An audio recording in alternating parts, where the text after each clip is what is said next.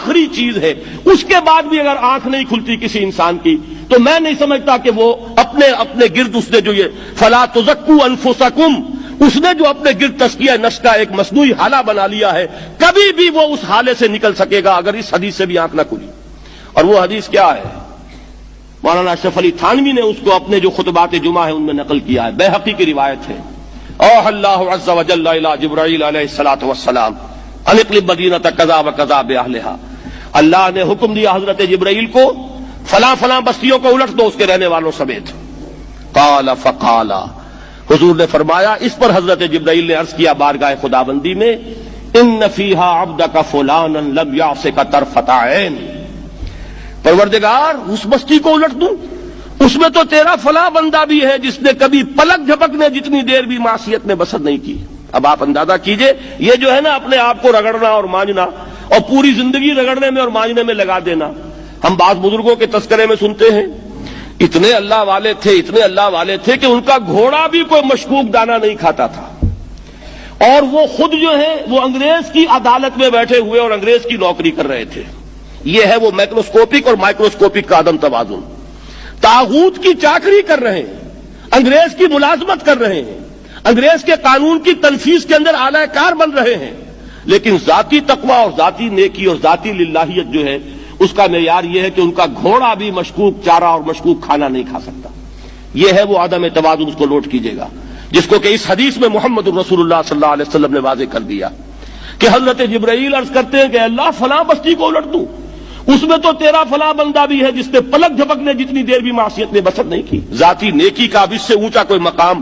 کوئی شخص مجھے اگر بتا سکے تو میں اس کا مرید ہو جاؤں گا۔ اس سے اونچا کوئی مقام ہوگا کہ آنکھ جھپکنے جتنی دیر بھی کسی نے معصیت میں بسر نہیں کی، ذاتی نیکی کی معراج۔ لیکن حکم کیا ہوا بارگاہ خداوندی سے؟ قال فقال، حضور نے فرمایا، اللہ تعالیٰ نے حکم لیا جبرائیل کو، اقلب علیہ وعلیہ، الٹو اس بستی کو، پہلے اس بدبخت پر پھر دوسروں پر۔ کیوں؟ فإن وجهه لم يتمعر في ساعة قط، اس لیے کہ اس کا چہرہ کبھی میری غیرت میں سرخ نہیں ہوا، اس چہرے کا رنگ نہیں بدلا۔ بے غیرت انسان، بدیاں پھیلتی رہیں، میرے دین کو روندا جاتا رہا، میری شریعت کی دھجیاں بگڑتی رہیں، عوامر کا مذاق اڑایا جاتا رہا، نواہی کے لیے دنیا کے اندر جن چیزوں سے میں نے روکا اس کے لیے فلسفے تراشے گئے، اور یہ لگا رہا مست رکھو ذکر و فکر صبح گاہی میں اسے، یہ سوائے ذاتی اپنے اس اصلاح کے اور ذاتی تقوی کے اور ذاتی نیکی کے اور ذاتی عبادت گزاری کے یہ میدان میں نہیں آیا، اس کا خون نہیں کھولا کبھی، اس کے چہرے کا رنگ متغیر نہیں ہوا، لہذا یہ دوہرا مجرم ہے۔ یہ ہے وہ تصور جو یہاں پر نوٹ کیجئے۔ ہاں، اس کے یہ معنی بھی نہیں ہے کہ نماز بھی نہیں پڑھ رہے، روزہ بھی نہیں رکھ رہے، اقامت دین کے کارکن ہیں، فرض نماز آ گئی ہے وہ چلی جا رہی ہے، جماعت کا کوئی اہتمام نہیں ہے۔ اب یہ دو انتہائیں ہیں، ایک انتہا یہ کہ وہ تزکیہ نفس جو ہے اسی میں وہ رگڑنے اور مانجنے کا عمل جاری ہے،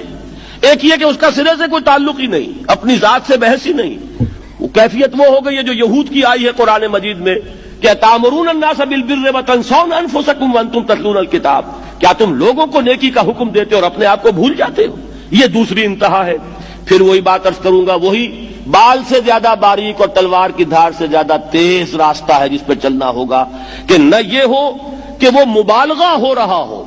اپنی ذاتی اصلاح میں تو مبالغہ کی حد تک آگے جا رہے ہیں، اور دوسرے یہ کہ اپنے دین کی تبلیغ و اشاعت، اقامت دین کی جد و جہد، اس کا کھانا ہی نہیں کھولا زندگی میں، وہ کھاتا ہی نہیں کھلا ہے۔ یہ ایک انتہا ہے۔ دوسری انتہا یہ ہے کہ انسان یہ سمجھے اپنے آپ کو کہ میں تو مجاہد فی سبیل اللہ اور دین کا کارکن اور دین کا میں اللہ کے دین کو قائم کرنے کی جد و جہد کرنے والا ہوں، جبکہ